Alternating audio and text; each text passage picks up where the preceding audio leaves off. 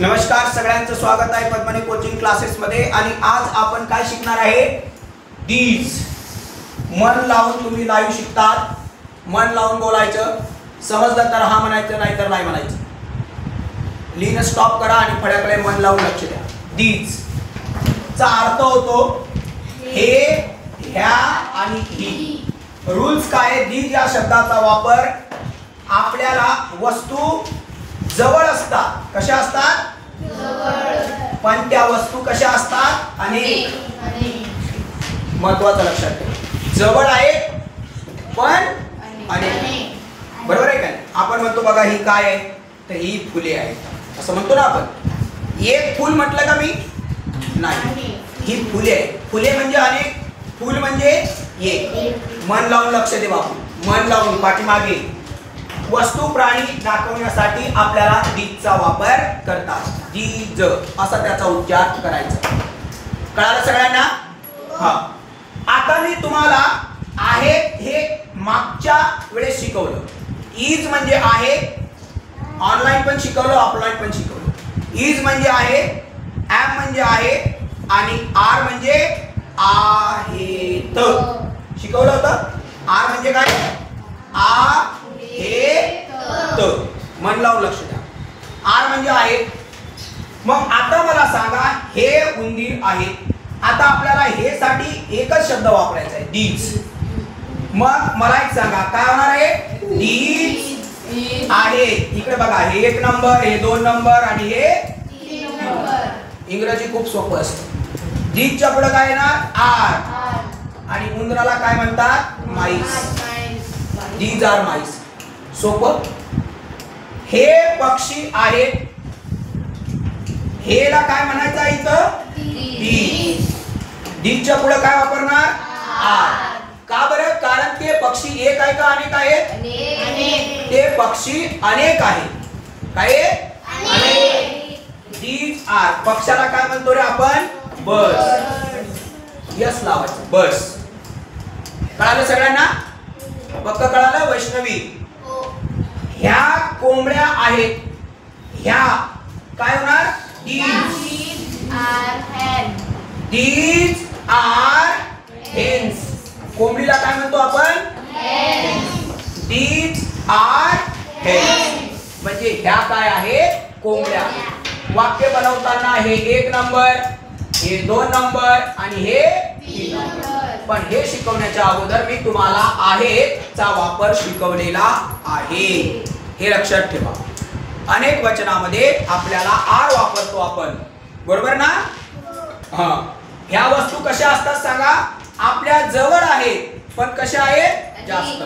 मी म्हटलं की ह्या कोंबड्या आहेत, ही पुस्तके आहेत, ही फुले आहेत, ह्या बॅगा आहेत। मग मी अनेक म्हटलं ना त्या बॅगांना? एक बॅग आहे का? नाही। वस्तू माझ्या जवळ आहे। आपली आई नेहमी आपल्याला म्हणते, अगं बघ बरं हे काय आहे? तर तुम्ही काय म्हणता? अगं आई, हे पुस्तके आहेत, ह्या बॅगा आहेत असं म्हणतो ना आपण। ह्या पडलेल्या वस्तू आहेत, ह्या उश्या आहेत, हे टेबले आहेत, बरोबर आहे का नाही? जेव्हा आपण घरातलं सामान काढतो त्यावेळेस अनेक गोष्टीत आपण बोलतो, मराठीत बोलतो, पण आपल्याला इंग्रजीत ते करता आलं पाहिजे।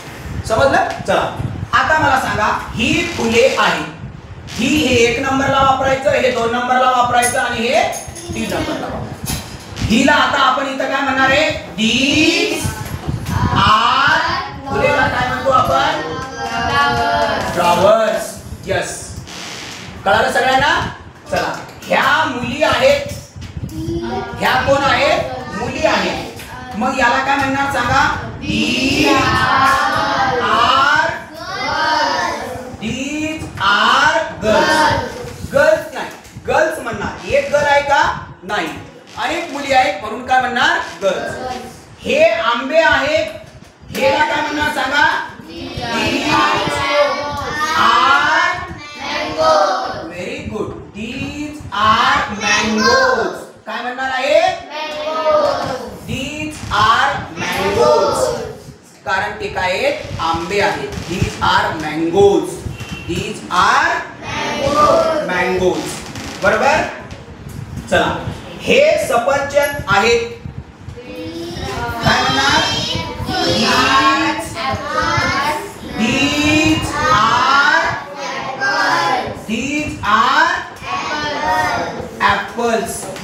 R apples.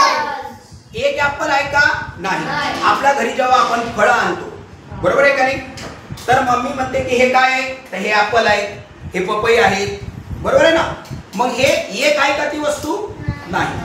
मग आता आपलं ठरलंय की वस्तू जवळ आहे पण जास्त आहे. काय बरोबर सांगा?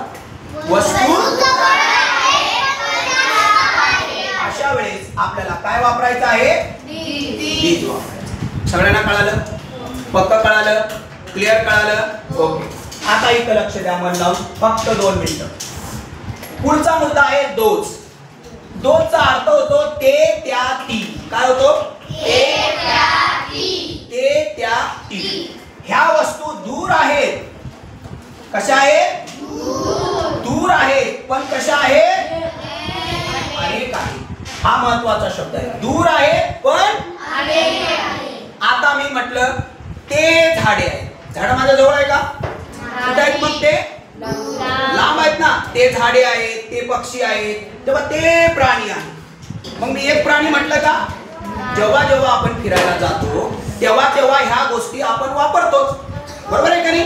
तेव्हा ते झाडे, ती मुले असं म्हणतो ना आपण. चला आता सांगा, त्या टेकड्या आहेत. काय होणार? दोज. दोजच्या पुढे काय वापरणार? आर. टेकड्याला काय म्हणतात? हिल्स. Those are hills. मन लावून लक्ष दे. तेला काय म्हणायचं आपल्याला इथं? Those R. शिक्षकला काय म्हणतात रे? टीचर्स. Those are teachers. सगळ्यांना कळालं? चला पुढे. ती खेळणी आहेत. Those R. खेळणीला काय म्हणतात? टॉईज. बरोबर का नाही? Those are toys. ते दरवाजे आहेत. तेला काय म्हणणार इथं? Those are. काय म्हणतो आपण? दरवाजाला काय म्हणतात? डोअर्स. They are doors. हा शब्द 1 नंबरला वापरायचं, हा 2 नंबरला आणि हा 3 नंबरला. सगळ्यांना कळालं? पक्क कळालं? 50 वाक्य घरी होमवर्क वर बनवायचे आहेत. त्या खुर्च्या आहेत. त्याला काय म्हणणार इथं? Those are. अनेक आहेत म्हणून आर वापरणार. Those are. Those are chairs. एक आहेत का जास्त आहेत? बोला पटकन. चेअर्स एक आहेत का जास्त आहेत? जास्त आहे म्हणून दोज आर चेअर्स. कळालं सगळ्यांना? हा. चला आता मला सांगा, ते तारे आहेत. तेला शब्द काय रे बाळांनो? Those are stars. Those are stars. Those are stars. Star नाही, स्टार. हेच लावावं लागेल कारण ते एक आहेत का? नाही. आपण म्हणतो बघा, आपण जेव्हा आपली आजी, आपण असं घरी बसलो, बरोबर का, अंगणात उन्हाळ्यात आपण आजीला विचारतो ते काय आहे, आजी काय म्हणते? तेव्हा ते चांदणे आहे, ते तारे आहेत, बरोबर आहे का नाही, ते ढग आहे असं म्हणते ना आजी. आपल्याला सांगते का नाही तुम्हाला? बरोबर आहे का नाही? तर लहानपणी ह्या गोष्टी आपल्या घडलेल्या असतात पण आपण तेव्हा इंग्रजीत विचारच केला नाही, बरोबर. चला आता शेवटचं पुस्तक. ते पुस्तके आहेत. बोला. Those are books. एक पुस्तक का? नाही, तर दोज आर बुक्स. समजलं सगळ्यांना? क्लिअर समजलं? पक्क समजलं? क्लिअर समजलं? तर आजच्या टॉपिक मध्ये आपण काय बघितलं सांगा बरं? एक बघितलं दोज आणि एक काय बघितलं आहे? दीज. कळालं सगळ्यांना? पक्क कळालं? आता याचं होमवर्क काय आहे तुम्हाला? घरी 50 वाक्य तुम्हाला काय करायचे आहे? लिहायचे आहेत, वाचायचे आहेत, बनवायचे आहेत. पक्क कळालं? Okay, done.